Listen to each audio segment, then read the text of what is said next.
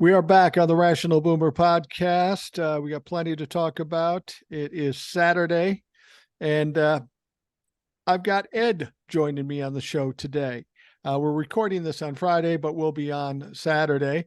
And if you're watching this in video, you can see that mug sitting there next to me. I put on a shirt just for you. You know, it strikes me as I look at us on screen here. Yeah. We are the two least likely people to be put on television or on video or on YouTube. If you were going to say, I don't think these guys would be probably the best choice for showing their faces, not their strong suit. Anyway, as they always said, we had the face for radio, which is what we did for 1,000 years. I got to tell you a story that I just told on TikTok. It just happened to me a little bit ago. I'm standing in a gas station. This woman walks up to me and goes, "I know you. I don't know where I know you." And, I like to fuck with people. So yeah. I said, I get this a lot. I said, "I promise you, I'm not Rob Lowe." And she looks at me kind of weird. She goes, "I didn't think you were Rob Lowe." I go, "Really?" Because I get that a lot. Really? Really? Do you get that a lot? And I said, "Do you ever watch TikTok?" And she says, "Yeah." I go, "Well, I'm that old white guy that sits in his living room and talks shit all day." "Oh, that's right. Rational Boomer." Yeah. "I watch you all the time." I said, "Well, you can't watch me that." Amazing. I said, "You can't watch me that much if you don't recognize my motherfucking face." Well, things out of context. I could bump into a celebrity. I once stood, maybe I told you this one already. I was working in a museum, and they had this exhibit called Hockney Paints the Stage, and I was part of a theater company. They hired to wear these costumes and be at the opening, and also go around town and tout this big art exhibit and so forth. Well, I'm standing there in my costume, which has this mask with a long nose on it, and it's this green Punchinello outfit, which I won't go into. But anyway, I'm standing there, and this guy comes over to me and starts asking me stuff about it, and I start telling him this story about how Hockney had a hard time finishing up, and he used a broom to paint the walls with, and the guy laughs, and we're talking back and forth for a little while, and he walks off. And this other guy in costume comes running over to me and said, "What did he say to you? What did he say to you?" And I said, "Well, we talked about the exhibit and so forth." And he says, "That was Vincent Price, right?" Wow. I said, "No, I had no idea. I should have recognized the voice, but maybe it wasn't his professional voice. I don't know." But he was very, very erudite. He knew, quite a bit about art. I could tell that, which of course Vincent Price did, but I had no idea that's who it was. And like you say, out of context, sometimes it doesn't make any sense. Like I could see a former neighbor in a place I'm working and it makes no sense. And I don't recognize him. So I was just kidding with a woman. She's fine. Of course you were. But the whole Rob Lowe reference, I thought I might have been onto something there. I can see it. Yeah. Oh yeah. Yeah.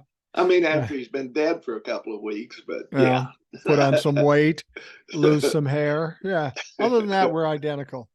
Exactly. Well, we got a lot of stuff to talk about because there's a lot of shit going on. Yeah. Some stuff is coming out about this upcoming civil suit. Now, I've said this to a number of folks. See what you think. I think this civil suit with Letitia James coming up October 2nd, at least to date, will be the most devastating thing to happen to Donald Trump because he most certainly will lose it. I mean, there's already been a criminal case in Manhattan saying he was guilty. So this case really is going to destroy him financially, maybe even reputationally. That's hard to imagine because he's fucked anyway. But she wants $250 million. And she also revealed that he frequently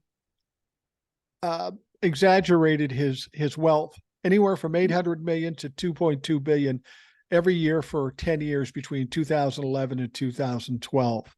This man was never a billionaire. And when he gets hit with this $250 million lawsuit, at least, maybe more, he's going to be devastated. And people say, well, he's got that huge war chest. Did you hear this one? He's got his PAC collected or fundraised and got $150 million. You know how much he's got left in that fund? Good pocket change, probably. 4 mil. million. 4 million. Woo! That's not even Hooker and Adderall money. Good point. Good point. But so anyway, Donald Trump's in trouble, and his finances may be his biggest problem, at least at this point. Oh, I'm guessing you're absolutely right. I mean, they're trying everything they can do to fundraise, but let's face it, by now, I think even the most hardy Trump fan, and I may be wrong on this, is beginning to see, hey, I keep sending this guy money and he keeps asking for more.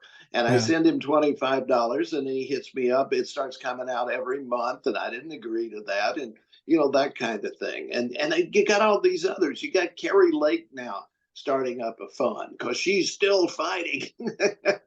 That is the most pitiful woman I've ever fucking seen. Absolutely. Apparently she lives in Mar-a-Lago now. And, you know, maybe she's got no place else to go. I don't know. She's couch surfing at Mar-a-Lago. Well, that's it. She better make some other plans because this trial, this lawsuit in New York, if he loses, they're going to want $250 million. And if they don't get the money, they're going to put his property in receivership, maybe ultimately seize it. I mean, see, that's what I mean about Donald Trump. He's going to fucking lose everything, including his money. He's going to be couch surfing himself. He's going to have to room with Matt Gaetz or Marjorie Taylor Greene. That's even scary to even think about those three together. He's going to be ringing up Ivanka and Jared going, hey, share some of that money. Come on, you made $350 million and then you got $2 billion to manage and they're not taking his calls. And not only this, he's already throwing Eric and Junior under the bus. Did you see that? He is. Well, in the tapes from the deposition, I heard this and I don't know if you got this part where they said, well, you got all these things are not even close, they're wrong, you're lying about this and lying about that. And he goes, well, you know, I didn't think anybody'd take it seriously. It was just more notes for me, which is how you handle accounting for $1 billion business. Of course it is. Yeah. And then he says, like you were saying, by the way, Eric was running things then. Well, you know right away who's Dad's favorite, right? Yeah. Eric's the redheaded stepchild, no question about it. They're going to sacrifice that motherfucker like a lamb. Well, I remember a long time ago there was some lawsuit or something, and I think it was Michael Cohen who said that Trump told him, well, if anybody has to go to jail, make sure it's Junior or Eric because Ivanka couldn't handle it. No, he's going to call up Ivanka and say, you know, Ivanka, I don't have any money. I don't have any place and I need some help. And she's going to go, "No habla English," and hang up on the motherfucker. We're moving to Saudi Arabia. See you, yeah. Daddy. I'm busy right now. The kids have a cough, so I got to go. Yeah.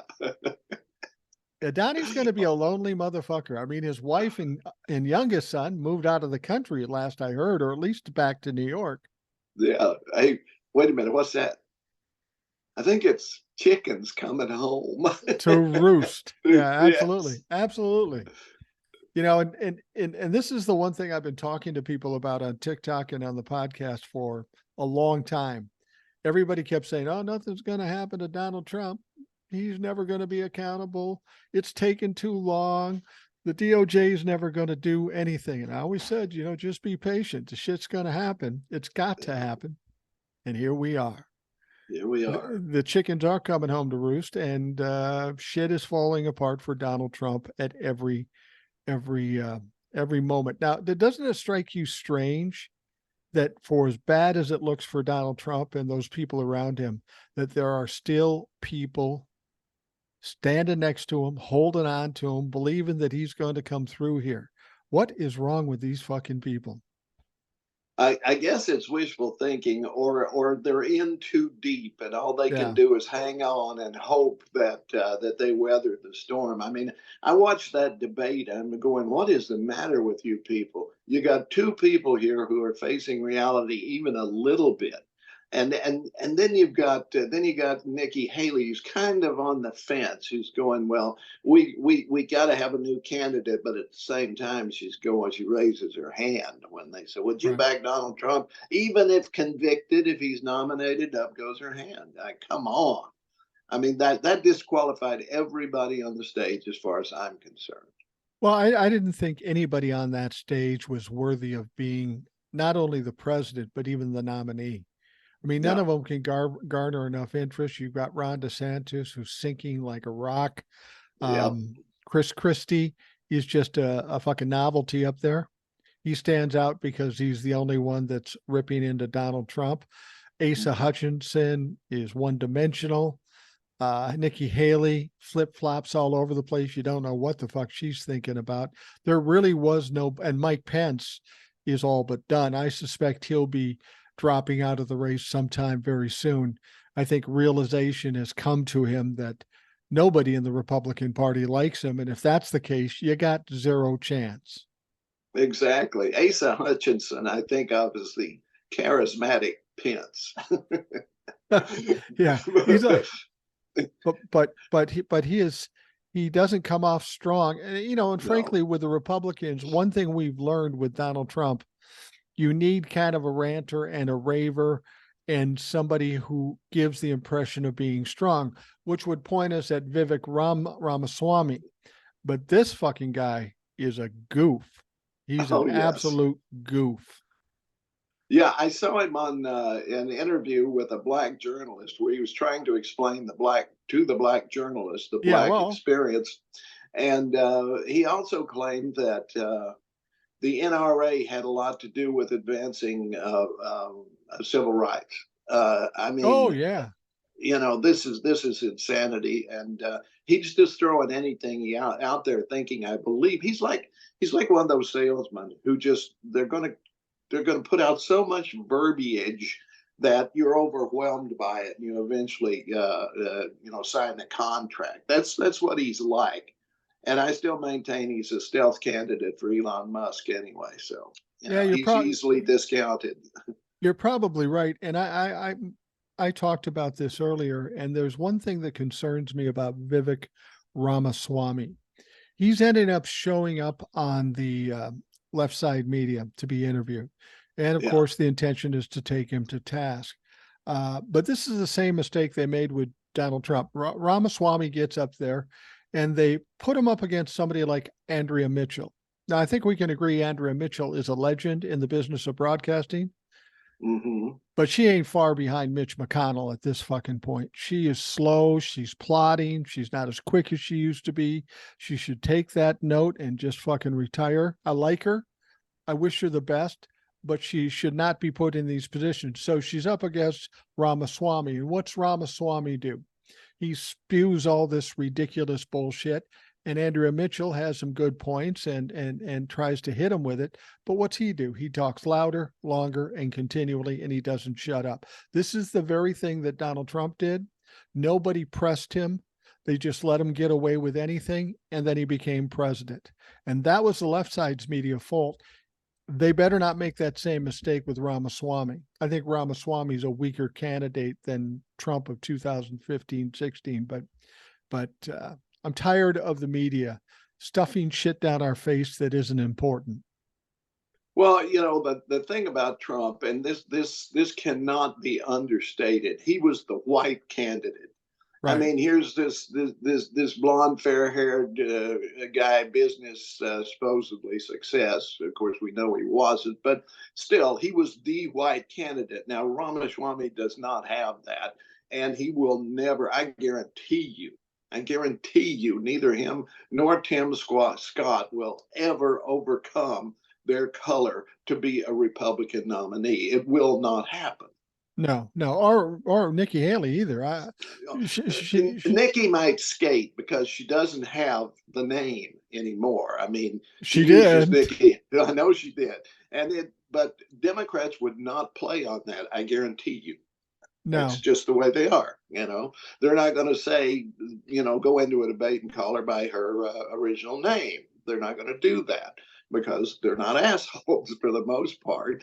Maybe we need a few, but You know, yeah. the interesting thing about Tim Scott is he's got some, he's similar to Ron DeSantis because he seems socially awkward.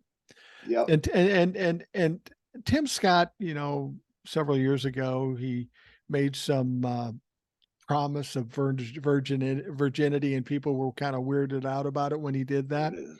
But Yeah. now the Republicans, I don't know if you heard this, they're digging into Tim Scott. Why is this motherfucker not married? He's like Yeah. 40 something. Why is he not Yeah. married? Now that wouldn't matter to you and me, but it does to those fucking Republicans. Oh yeah, they assume he's gay, right? Yeah. And Democrats would put up a gay candidate. I know we would. We have. I mean, um, Buttigieg. exactly. And he should be governor of Texas now, but he's not. Yeah. But Texas is its own thing. Of course, anywhere else he would have won. I do believe. Well, no. that. Tim Scott is South Carolina. Oh no, I'm just talking about Buttigieg. Oh, wait, Buttigieg. Yeah, Indiana.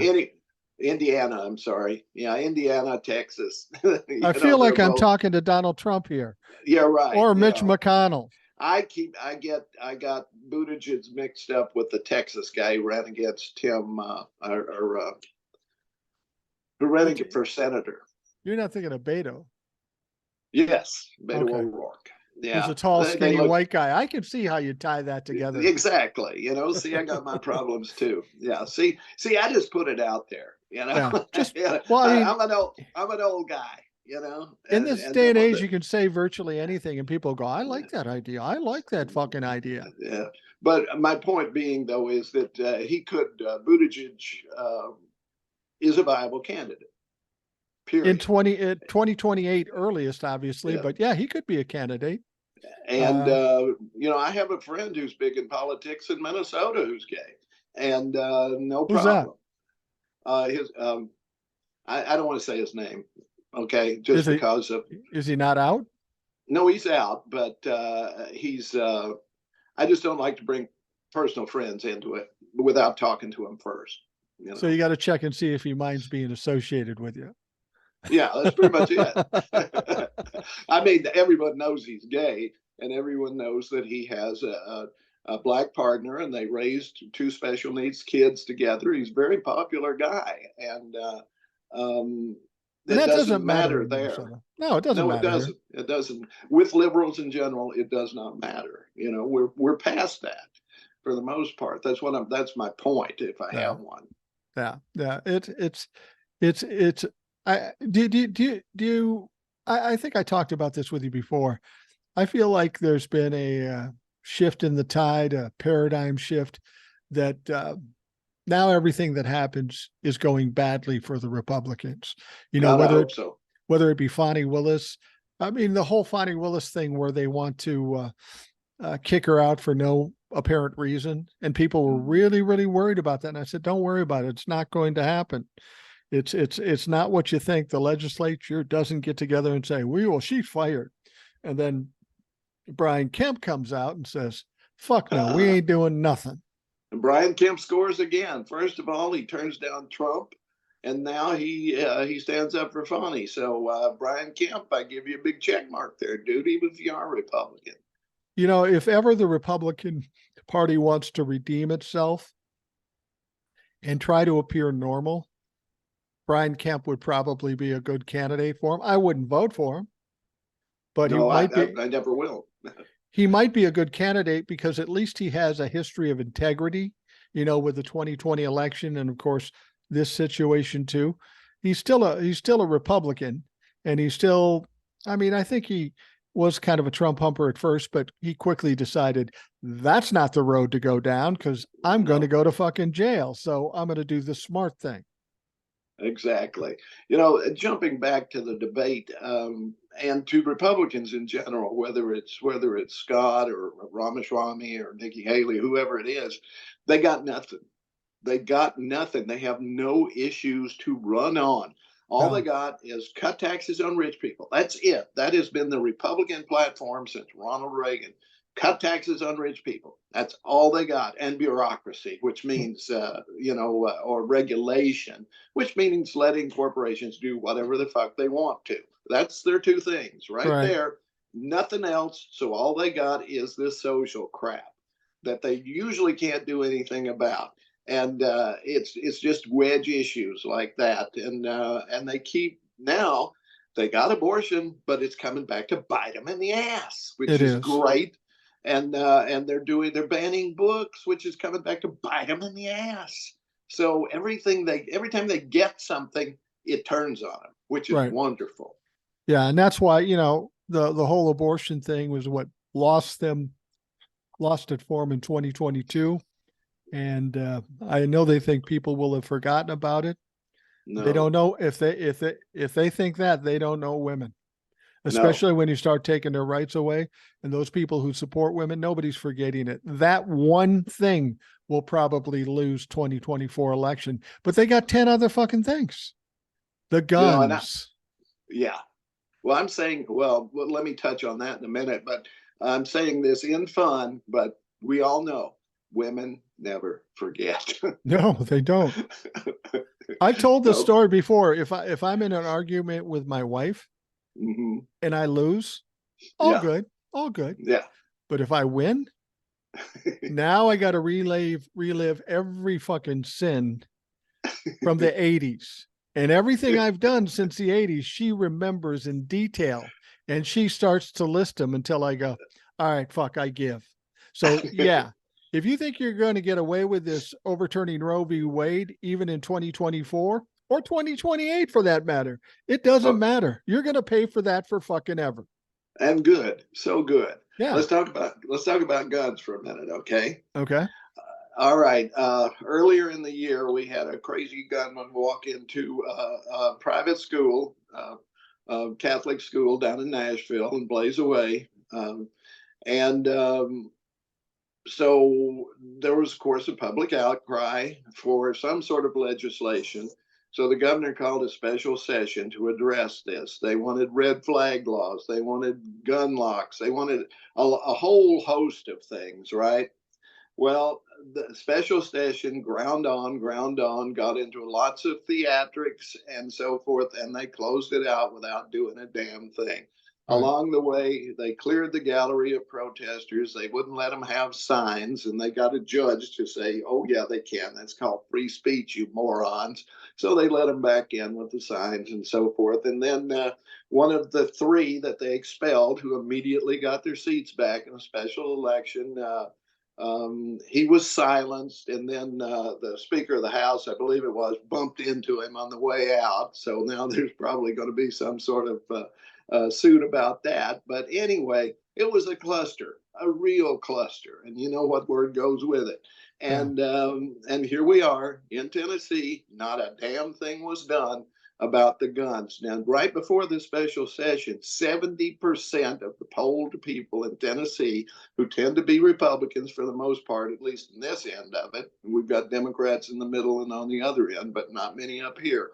But even up here in East Tennessee, solid Republican, 70% of the people wanted red flag laws, something that would keep people who are unstable from being able to get and carry guns without any problem. But no, not a thing was done. It's interesting about that. When the shooting happened and there was all this outrage and all this stuff, I remember the governor saying, well, maybe we should look at this. Maybe we should do this. Maybe we should do that. And I thought, well, maybe he's had a change of heart. Maybe he's a good guy. Now, from what I see, I have a feeling that I know what's up. He was going to say that because of the pressure, but he knew nothing would get done. So he felt Oh, comfortable absolutely. doing it.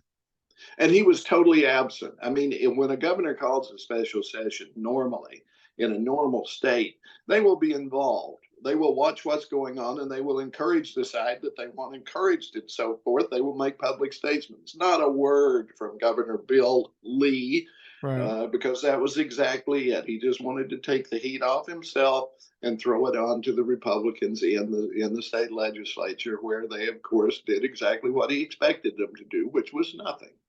Yeah. It's absolutely absurd.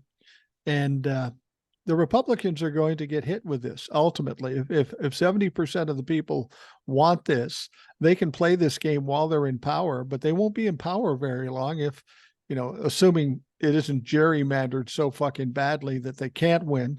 But it's got to cost them ultimately. It is gerrymandered pretty bad, but the cities could turn it. Nashville, Memphis, Knoxville, Chattanooga can go either way. And Memphis mostly will go Democrat. Nashville can go Democrat. If Knoxville and Chattanooga went, we could turn the state around. It's absolutely true. It's truly amazing what's going on down in Tennessee from the Times. I mean, the real problem seems to be the Republicans in the legislature. They seem to go rogue. They seem to think they're all powerful and they can do whatever they want. Now, when I'm interested to see what happens down in Georgia with Governor Kemp saying all your ideas of trying to go after Fani Willis, you're not going to get a chance to do that. Will there be kickback from the legislature to the governor in Georgia? The thing is, with Tennessee, there's really nobody to kick back on because they're all in fucking cahoots.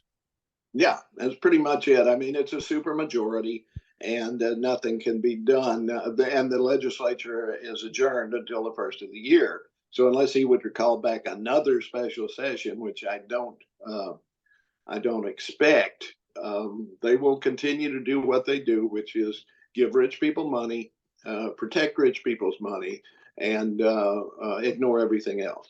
Yeah. Yeah. It's, and I think that's one thing we have to look at here. Most of us look at the federal elections and how we need to go Democrat and such. But if we don't address the state government as well, we'll never get out of this fucking mess because, like you say, the Republicans don't do anything. They're pure obstructionists. That's all we've seen in the House of Representatives for 2.5 years. They haven't done fucking anything. And that's just what the Republicans are all about. They'd rather just sit there, hand some money to rich people, and do absolutely nothing. And it's absolutely vital that we take back some states. And the reason is to have a constitutional convention, you have to have a plurality of the states wanting to do that. If the moment that the Republicans have the number they need to call a constitutional convention, they will do that, and the country will be lost forever. Yeah. So this is why it is important. If you're a Democrat, if you're an independent, if you've never voted, find out how to do it. Get out there. You've got to take your state back for the Democrats, or at some point they will manage to do it. I mean, they put tremendous amounts of money into these think tanks like the Federalist Society and the Heritage Foundation and so forth, and they are constantly figuring out these fine points of the law to try to bring it around to what it was in the beginning, and that was a monarchy. Yeah. That's what we started out with in this country. Remember, a distant monarch running everything. Well, they just want to have a monarch close to home, and with some nobles or an aristocracy made up of rich white people. That's the Republican wet dream. Well, as you're talking about the states, I start thinking about this whole discussion with the 14th Amendment, the third section of the 14th Amendment, how two legal scholars, both from the Federalist Society, right, Ledig and what's the other one? Tribe. Lawrence Tribe. They feel as though that Donald Trump is already disqualified. Now, yeah, people are confused as to how this all works. It's not, there doesn't have to be any convictions or anything. It's just by virtue of if you did this, you're disqualified. But then the question is, how do you enforce it? And it sounds like the only way to enforce it is within the states. And the way they do that, I know California is doing this, where they'll sue the Secretary of State to take Donald Trump off the Off ballot. the ballot. Yeah.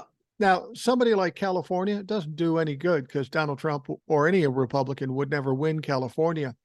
But there is a lawyer in Florida that is filing a lawsuit. Whether that'll go anywhere, I don't know.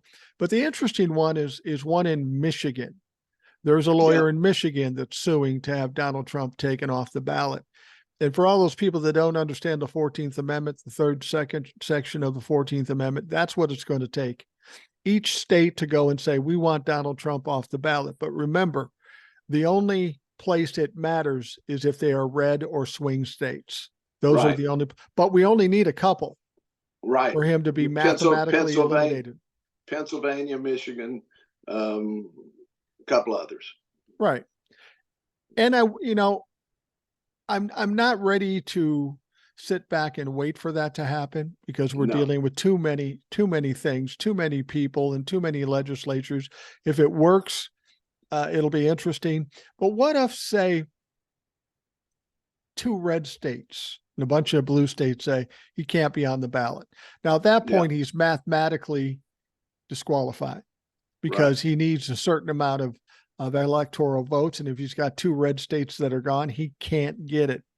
But I don't think we should sit back and rest on our laurels waiting for that to happen. It's these trials that are going to take their toll right now, financially, emotionally, time-wise. Donald Trump is just going to be buried over the next 4 to 6 months.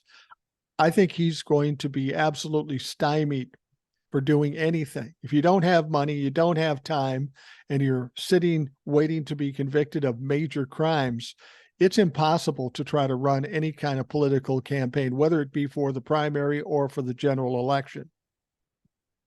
Exactly. And I think he's already hurting for donors. I mean, he's having to do these fundraisers because the big money people aren't behind him anymore. No. He's having to go for the street people, the guy who hangs drywall all week and sends him $100. That's who he's going for, and so that alone is going to hurt him. He can't. He screwed over so many states last time, or cities, I should say, by going in and doing his rallies and then not paying the bill like he said he would. And I believe Minneapolis is one of them. Actually. Oh yeah, I wouldn't be surprised. So Donald, he's not going to have that again. No, people. Go ahead. They're not going to give him credit again. No. I know that by experience when I was younger. If you ask for credit and you don't pay it back, they aren't real anxious about giving you more credit. No, it was a hard lesson to learn, but I learned it. Donald Trump is either the dumbest man alive or an absolute master of irony. No, he's the dumbest man alive. Yeah, I think you're right. But this whole mugshot thing, he decided to turn that into money, and he fundraised for it and stuff. And everybody was so impressed with that he got $7 million. Well, $7 million ain't shit to the way he spends money on legal fees and whatever. But I saw a picture of him holding up one of his T-shirts. Yeah. And the T-shirt was a picture of his mugshot. And underneath it, it said, "Never surrender." And the irony of this is when that picture was taken, he was fucking surrendering. Yeah. Does he not get that? No Republicans get irony. They do not have a sense of humor developed to that point. Right, this is my firm belief. That's why there are no great Republican comedians. There are a few comedians who try to mine the Republican side of things, but they're slipshod and amateurs. They're not. And look what happens to Dennis Miller. Dennis who? Yeah. Yeah. They. There is no humor on the Republican side. I'll grant you that. Everyone I've ever talked to, usually when I talk to them, I kind of fuck with them a little bit. Yeah. And they just don't grasp it. All they know is fight and respond. No matter what you say, they're going to respond with something, but they're not bright enough to come up with anything clever. So they just pull whatever they pull out of their ass and hope it sticks. And it's like kicking a puppy arguing with these fucks because they're so dumb. Yeah. Well, I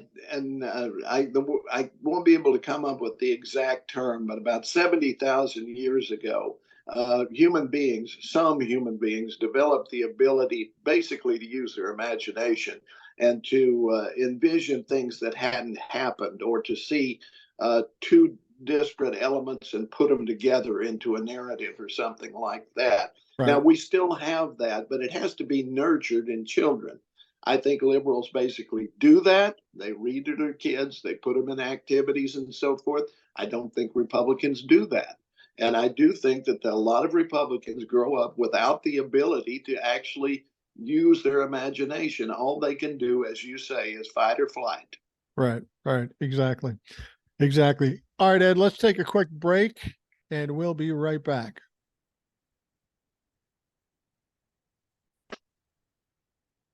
We are back on the Rational Boomer podcast. Ed joining me today, and we got lots of stuff to talk about. It's been a busy week.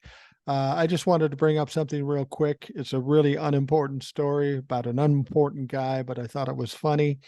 Peter Navarro, he's the guy that was subpoenaed to talk to the January 6th committee, and he refused, and then he was indicted for it, much to his chagrin. He's all upset. I don't have money for this stuff, and Yeah, Green Bay too sweep bad. this, and this is what we were going. He basically um, confessed right on TV a number of times with Ari Melber and some other folks. But Right. he's going to trial next week, and I saw a video footage where he's standing out in front of the court or whatever, and he's addressing the press and he's trying to be glib. He doesn't realize nobody gives a fuck about him. Nobody knows who he is.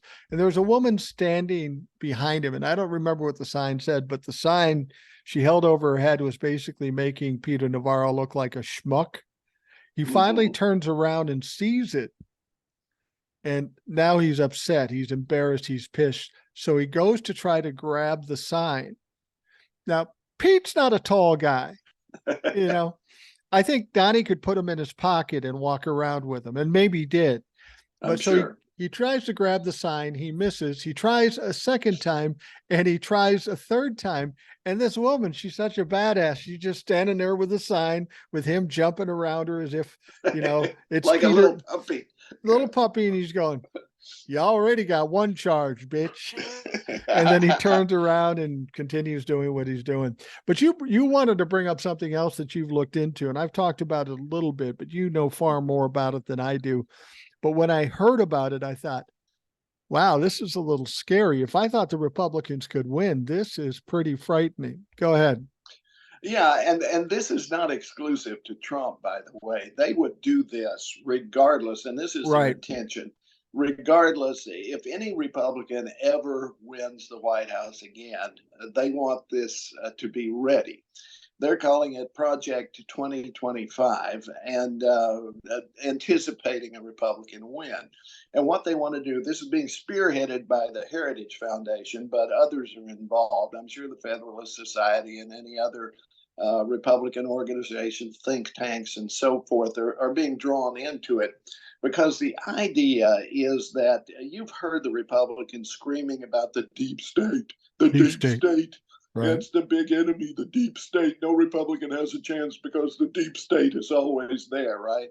And what they are referring to is the fact that when an administration comes in, they replace department heads and so forth, pretty much across the board. And usually they resign even because a lot of like, for example, who was it, Tim Scott, who said, the first thing I'll do is get rid of Merrick Garland. Well, yeah, okay, so will anybody, because Every president will. every president will replace the cabinet for certain, but also other agencies and so forth. Frequently, the head of that agency, whether it's FEMA or whatever it is, will resign or they will tender their resignation, and sometimes it's accepted, sometimes it's not. Right. Because quite frankly, even if you're a Republican or a Democrat, you got a lot of favors to pay back. And that's how we get ambassadors, and that's also how sometimes we get department heads and so forth. But the idea of Project 2025 is that they will go deep.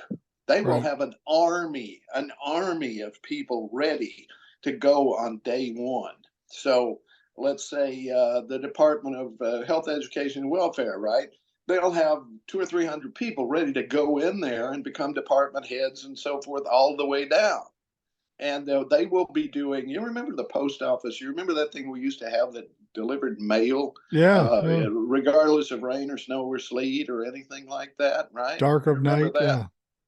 And then Trump put this guy in charge of it who decided to destroy it, Right. and that he's still there because they can't get rid of him because the only people who can fire him is the postal board. And now, even though it has a one vote Democratic majority now, that Democrat is a turncoat and he won't go against DeJoy. I think he actually worked for him at one point or something Wow. like that. But so we're stuck with him at this point. But they want to do that with every agency so that they destroy the government from within. That's always been their idea, small government. Who was it who said, I want it small enough to put in a bathtub and drown? Grover Nordquist, I believe, was the one who Right. said that. That's Well, exactly what they want. and they're not shy about saying it. They're saying No. specifically they want to destroy the government. Yeah, they want to get rid of it completely. They want to get rid of the social safety net. They want to destroy everything that's been put in place essentially since Roosevelt, Yeah. I just, and I just, including. I just thought of a great business idea, a business model that we should go to. Now, people have asked me about doing a Rational Boomer t-shirt, and I've never really been for it because it's kind of, I don't know. But I'll look into it and we'll see about doing it. But you know what we should do? We should do a series of deep state t-shirts. Like There like you go. like my 3-year-old granddaughter. I'll Yeah. get her one that says deep state intern or deep state whatever. You know, I'd like to shove it in the face of these people as they're getting their ass kicked. Push that deep state in their face at the same time. You know, Yeah. I've always, when they always say we're cheating, the Democrats cheating to beat them. I have this thing in my head where I go, well, I want to beat them. I want to beat them fair and square. But I But want to rub their nose in it. right. And if they think we're beating them because we're cheating, that still is embarrassing to them as Right. cheating them fairly. Yeah, we cheated you motherfuckers and you lost. Suck it. There is a t-shirt in existence, and I have one with our pictures on it. Well, yes, there is. I have one too. People may Yeah. not know that when Ed and I and another gentleman, Terry, were doing a morning show on a station, there was a T-shirt. We were kind of popular, and there was a T-shirt with Yeah. all three of us on there, and it was a caricature of us. Yeah. And I thought it was really cool when they did it. But I haven't worn it for a long time because it apparently shrunk a lot. Yeah, A mine lot. did too. Mine Yeah. did too. I Yeah. can't wear the damn thing. And it's kind of arrogant to wear your picture on your shirt. That's why, if I had Rational Boomer t-shirts, I could never wear it. It would just look like I'm out there pimping myself, and I don't really do that. Yeah. The the caricatures, I was looking at it the other day. Now, I had hair at the time, so you might not recognize me. So And did I don't I. think I think I had a goatee in that particular one. So, Yeah. but rather than the full beard I have now, but I can't remember if you have a hat on or not. I don't think you do. If you did, it would still look like you. Yeah, I didn't look like me. It was it looked like me at the time, Yeah. but I think we should do some deep state. We've got some creative people out in the audience. They're deep state folks. Oh, by the way, Yeah. this was brought up in a podcast before. There's a listener to the podcast. Her name is Gina. Okay. Mhm. Gina is a wonderful lady. And she said to me, Mike, I send out these kindness boxes. Okay. And I want to send you one. Well, I'm not giving my home address out to these freaks.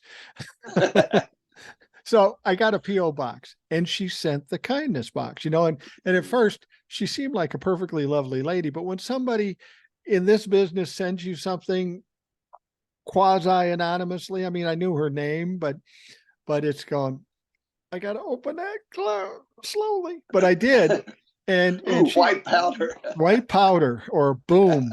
Yeah. But what she sent was she sent a little shirt, I think it was, for my granddaughter, um, uh, a apron for my wife, which we both laughed hysterically at because my wife does not cook. But it was Yeah. a beautiful gesture, a beautiful apron, and she sent me a hat, and she sent some cookies. They were fucking awesome. Yeah. And there was another emailer that's been on the show, hasn't been on the show, but I read the emails, and she writes some incredible emails. And she said, I'd like to get her address to send her a kindness box. So I got her address and transferred it over. She said she would also like to send you one, Ed. So you'll need to send me an address and I'll send it to her. I can vouch for the fact that she's safe, but you definitely want the fucking box because it's awesome. Oh, And Gina does a great job. all righty. So, How am I going to do this? I'll send her my brother's address. wow. I just vouched for her, Ed. You'd known me for 30 years, for Christ's sake. I don't know if I give you my address. What are you kidding? Just Google that shit. All right. We'll, I'm sure my address is available, but I'll give it to you. Sure. All right. I appreciate that. So anyway, we're talking about Project 2025. I interrupted. Please go on about it. Well, anyway, that's essentially it, is that this is planned. They're drawing up these lists, and if they don't win, I assume they'll have to redo the list next time around or whatever. But you can guess who's on probably some of it: Republican donors and that sort of thing, and dyed in the wool racists and whatever else they can come up with to run a particular department. It would be whatever department is, you can bet it'll be representing business interests that can somehow make a buck from it. Like the guy who runs the post office previously ran, rivals to the post office delivery services. It'll be something like that. That's what they have lined up. Some way for the 1% to make even more frigging money. Well, as little as I read of it, none of it seems to have anything to do with democracy and everything to do with a fascist state. Exactly. So that's how unashamed they are. They go, okay, we want to win and you should vote us. We're going to become fascist. Here's the plan. That's fucking crazy. Well, now I'm glad you brought that up because later today I will be posting a TikTok wherein I examine the Republican forms of government that have been foisted on this state over this state in the sense of a country over the years.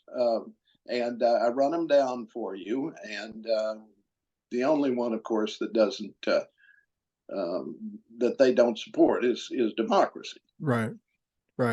Well, and for those folks that are on TikTok, I'll just remind you, you probably already know, but I'll remind you to check out Ed at Holler Troll, HOLLERTROLL. Check it out. It's not the typical political stuff, but you're almost Paul Harvey-esque. I've been compared to Paul Harvey, which is strange because Paul was kind of political in his day. But yeah, I mean, it's the kind of thing, it's just my random thoughts, my ravings, if you will, about certain things. And occasionally I try to be amusing, and maybe I am, maybe I'm not, but I am to myself, and that's the important thing. I make myself giggle all the fucking time.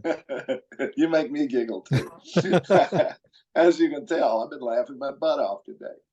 But yeah, I appreciate it. I appreciate the attention you pay me. Well, now you are on TikTok, you're on Facebook, you're on Instagram. Yeah.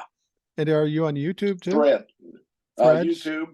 Yeah, also at Holler Troll and Threads. But I'll tell you, The only followers I seem to have on Instagram are young ladies who want to take off their clothes for me, and lottery winners who want to give me money. So I'm not sure what's going on there. Well, and as I told you, I get those same kind, you just Mm, ignore them. yeah, Um, but I also get invited to join the Illuminati a lot. I have, I've had that twice. I mean, the idea that I'll get $3 million once I join, I mean, that's enticing, Yeah, it is. It but is very much so. that would screw up my social security. So I can't do that. Exactly. My, Uh, you know what my favorite ones are?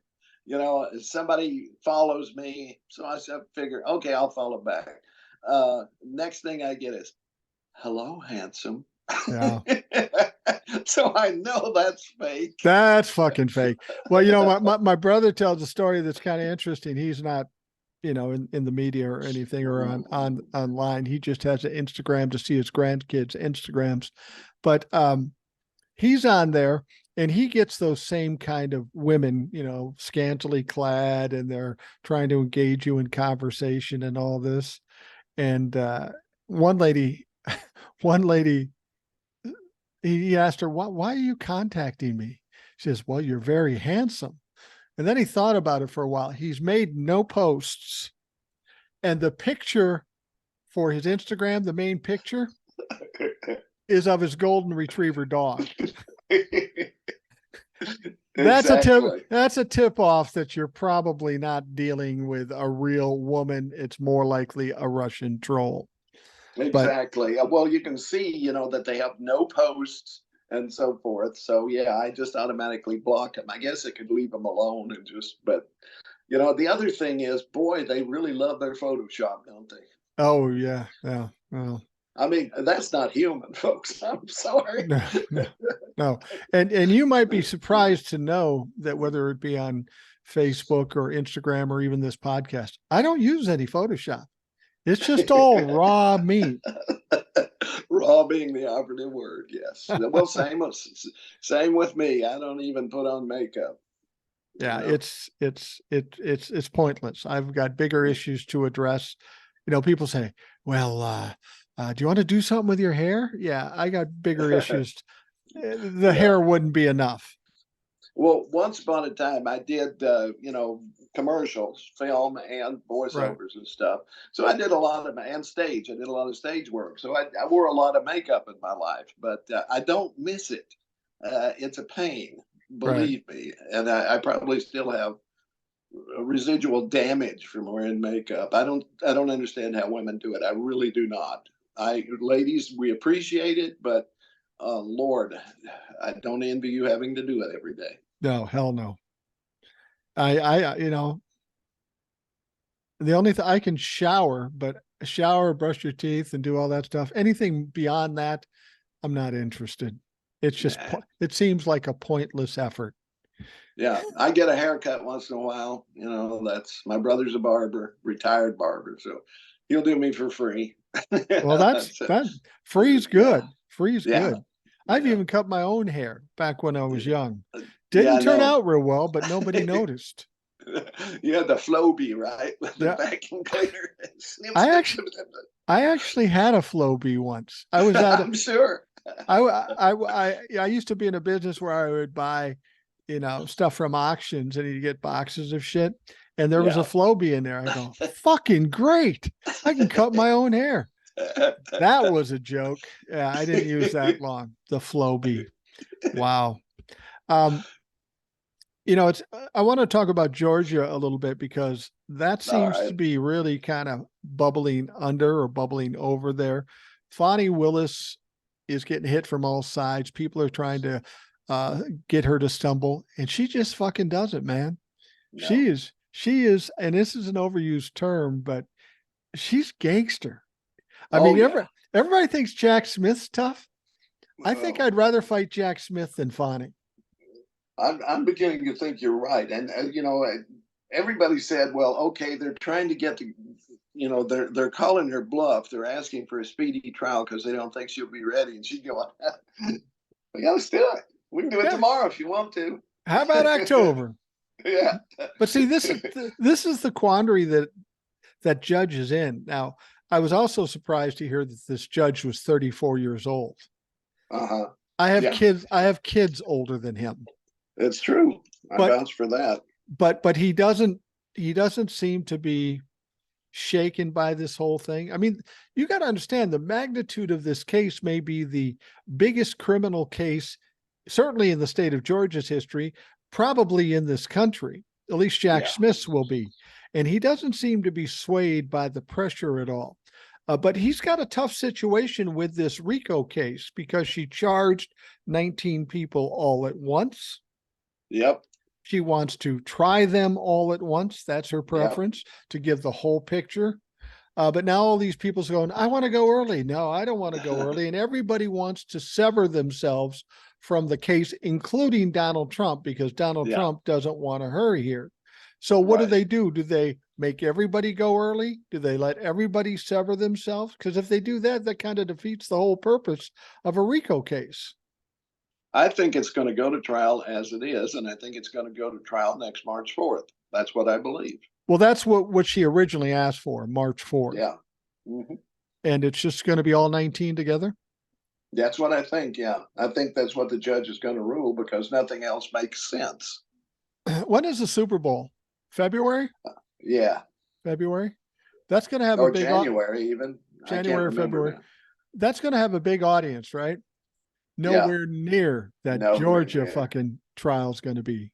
It'll be like a Nebraska volleyball game.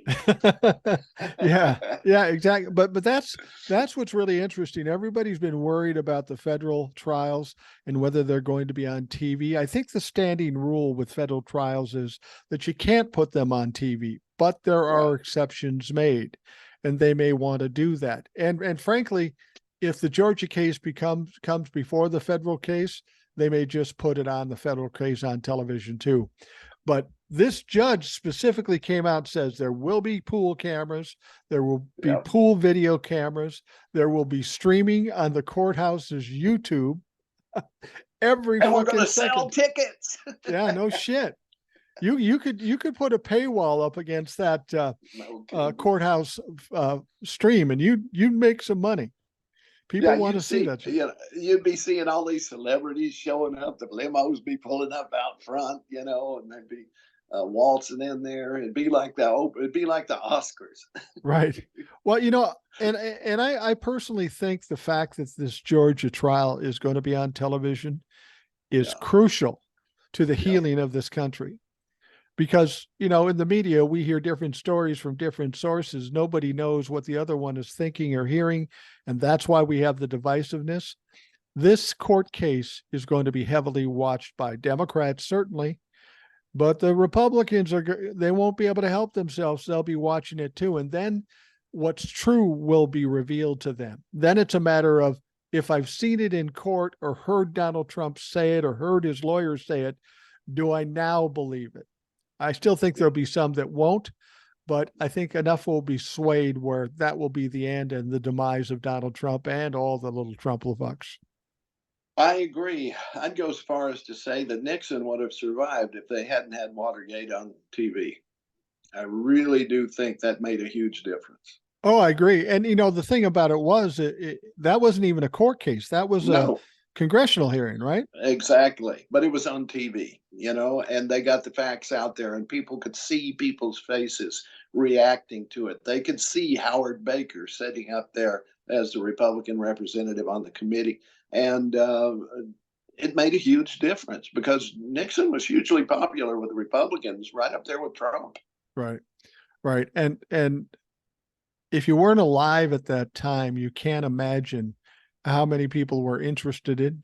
And as you say, that live coverage of that hearing, the Watergate hearing, was watched by everybody.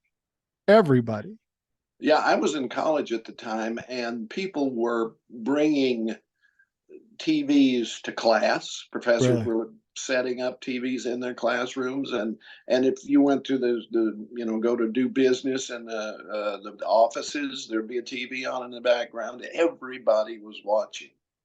Well, I'm in my 60s, you're in your 70s, and we still can remember Watergate like it was yesterday. That was an important time in our history. That was a huge event in history. What's going on right now will be 10 times that. So when our kids are 60s and 70 years old, they'll be looking back at this even more so than we look back at Watergate. I think people have to realize we're in a very historical time, and it's going to be something that impacts this country long after we're gone. I mean, a lot of things will change because of these trials. And the Republicans will be first and foremost. I think once 2024 is done and they get wiped out and everything shows that that's going to be the case, at that point, they're going to have to reimagine themselves or just disappear. Yeah, I agree, and I want to say this to everybody who's watching or listening to this podcast. We got to stay focused because this is it. We are in a point now that could still go either way, and we have to be focused. And people have to make sure that they get out and vote, that they contribute to candidates, that they do everything they can to keep the Republicans from winning again and to defeat Republicans in every level, whether it's Senate, House, state offices, even local contests. The Republican Party has to be eradicated because they have proven over and over and over again that they cannot be trusted. They want to destroy democracy. They want to make just one group of people, the 1%, in charge of everything and everybody else a peon. That's the fact. There is no debate here. That is what they want. They have nothing else. Tax cuts for rich people, deregulation. That's it. That's what they got. Everything else is just smoke and mirrors. Yeah. So go forth, vote. Right. Well, and since 2020, since Donald Trump was kicked out and Joe Biden became president, we've made a lot of progress in this country. But we've got a lot of ground to make up. There's no way we could have fixed everything by now. So between now and 2024, the next 13, 14 months, this is fucking crunch time, not only for the people out there that are going to vote, but for people like us that are on here trying to inspire people to stay woke or stay intent on what's going on. Like you say, Ed, we can't let up at this point. We've got to push even harder than we've already pushed to keep people engaged and get them to the point where they want to be involved and vote. It's absolutely crucial between now and 2024. I've heard some legal scholars say if Donald Trump wins the presidency again, that's the end of democracy. And I believe that's true. I just don't believe Donald Trump has a chance in hell of winning another election. I don't either, but let's make sure it's not. I've been looking back to the late 19th century to see what was going on there. And I promise you that, and this was early 20th century when Teddy Roosevelt became president. People say, oh, well, he was a Republican. Well, the truth is he was a progressive. And the Republicans wanted to get rid of him, so they put him up as vice president, thinking then he disappears, right? But then McKinley gets shot and suddenly he's president. He busts up trusts. He gets rid of cartels. He breaks up monopolies. All those things are back, folks. All you have to do is look and see that companies recording record profits while raising prices because of, quote, inflation. All that is a bunch of rich people acting together. It needs to happen again, and it will happen in a second Biden presidency. But he's got to be in there. And then after him, we need 2 more terms of Democrats, and we can get us back where we were for the best portion of the American experience, which was the 50s and 60s for white people. Only this time we're going to have everybody included, okay? Absolutely. But that's what's got to happen. That's what it's got to happen. We got to re-empower unions. Young people know that. I saw a poll the other day, 70% of the young voters want unions, and they want strong unions. And of course they do, because they see the truth.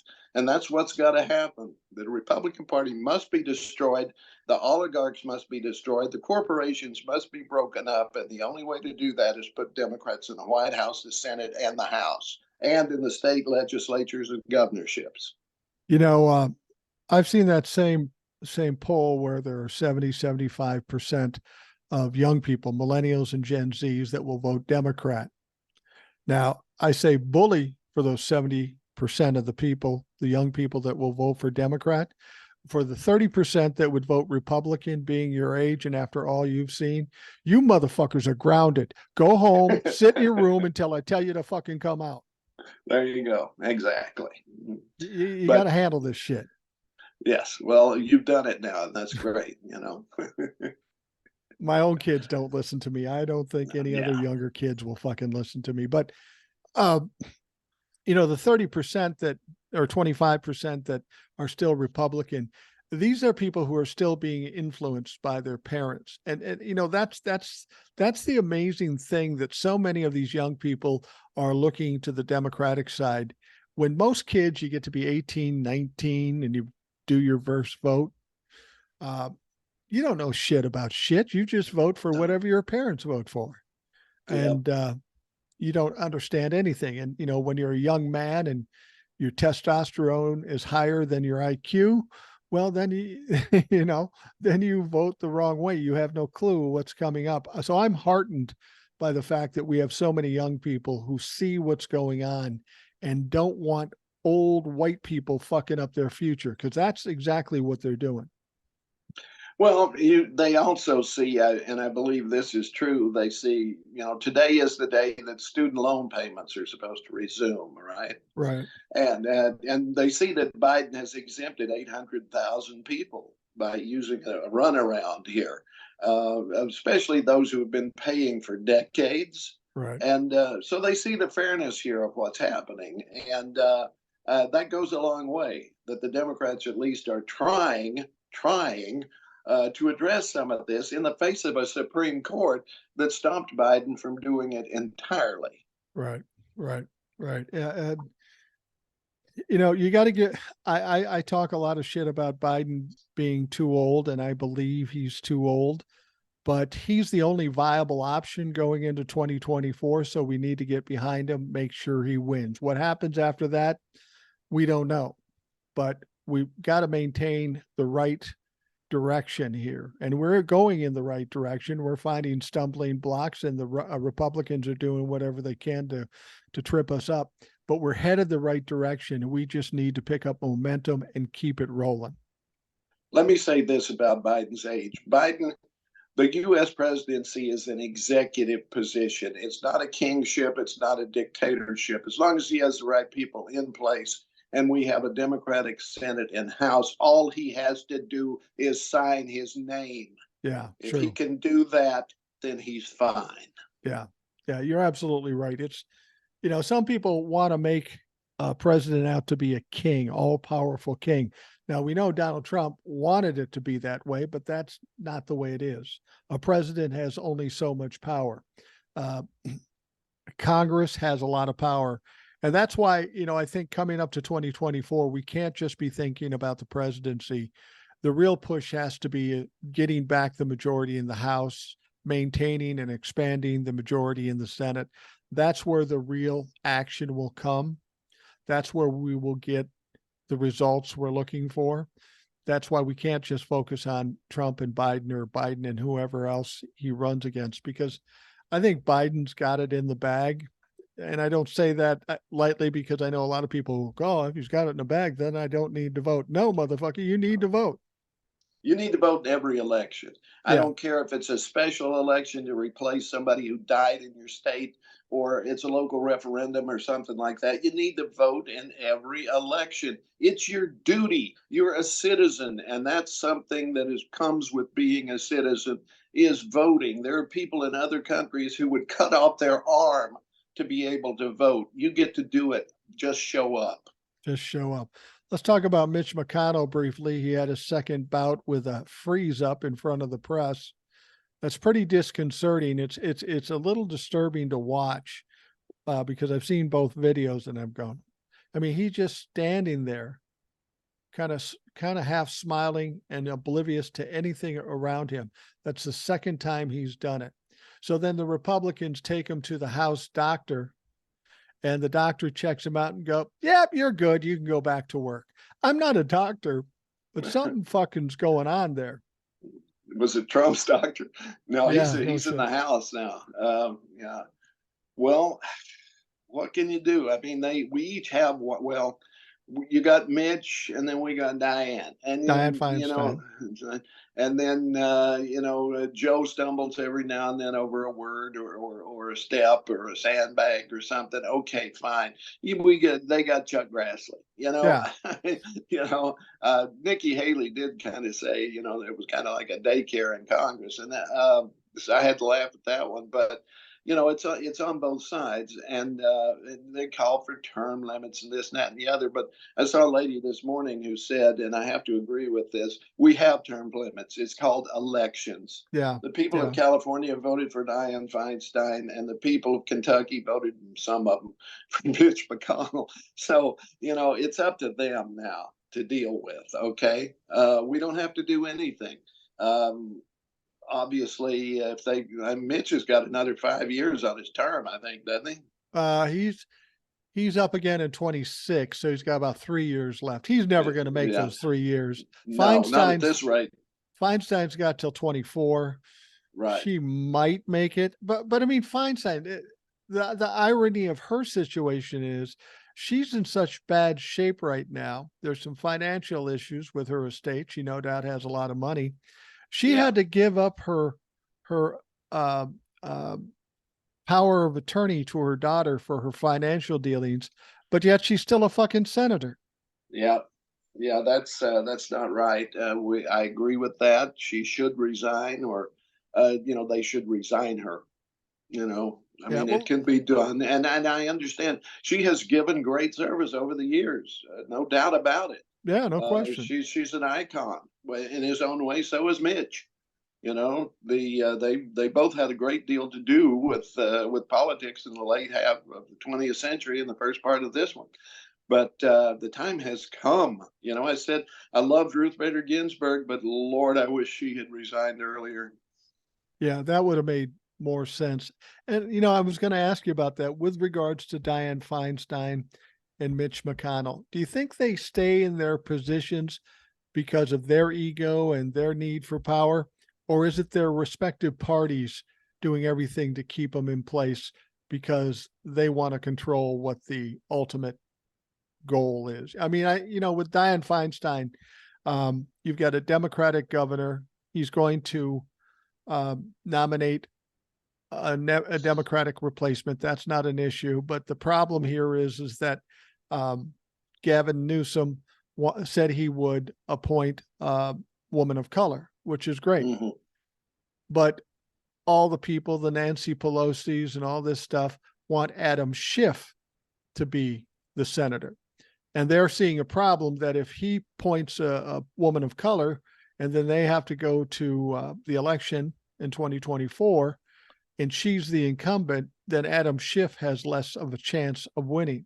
See, that's the problem I have with the Democrats in regards to this. This is all about what people in power in the Democratic Party want, not necessarily what the people of California fucking need. Split the difference and make it Katie Porter.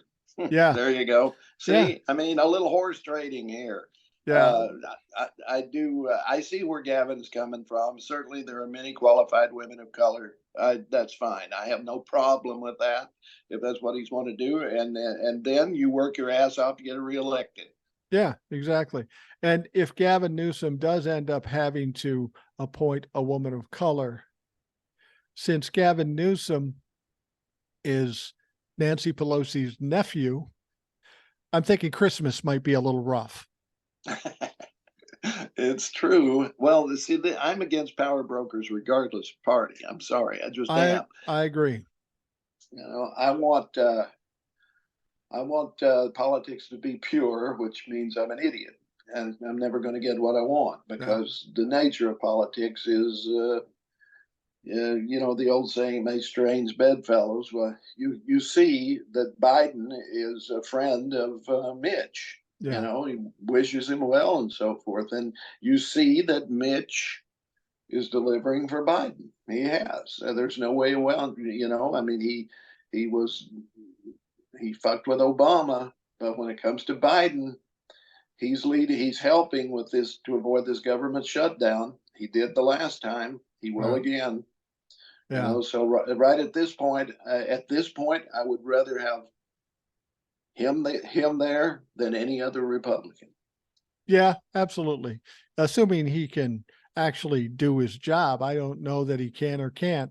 But we're going to wrap things up here in a minute, but I wanted to bring something up. We were talking about the possible shutdown of the government. We know the Congress gets back around mid-September, and sometime between mid-September and the end of the month, they've got to come up with these appropriation bills. Well, there's been 12 appropriation bills passed in the Senate. It's just the House that has to pass them to keep the government open.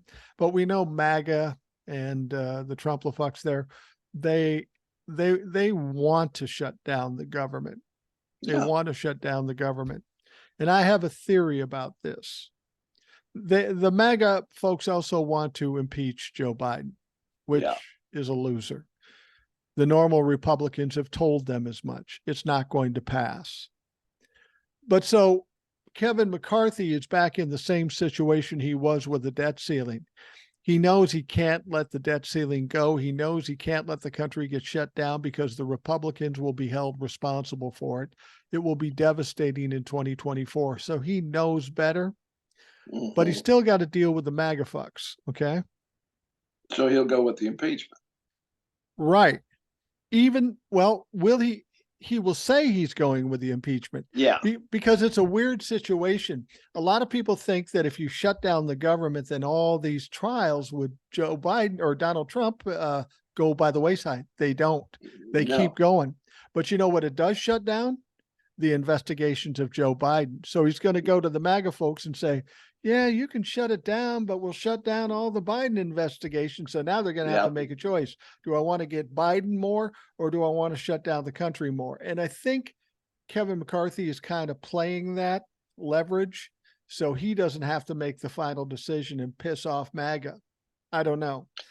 I have a solution. Yeah. Jack Smith should indict Marjorie Taylor Greene, Boebert, Biggs, Gates, all of those who were involved in the insurrection. He should just go ahead and indict them. That takes the sails out of MAGA right there. I agree. I think that should have been done months ago. That would have saved us a lot of dangerous rhetoric and a lot of fucking around. But I do think that's coming. I thought you were pulling a Mitch there for a second. You kind of froze up. Well, that was technology. I don't ever Maybe stop it is talking. with Mitch. For all we know, he's a robot.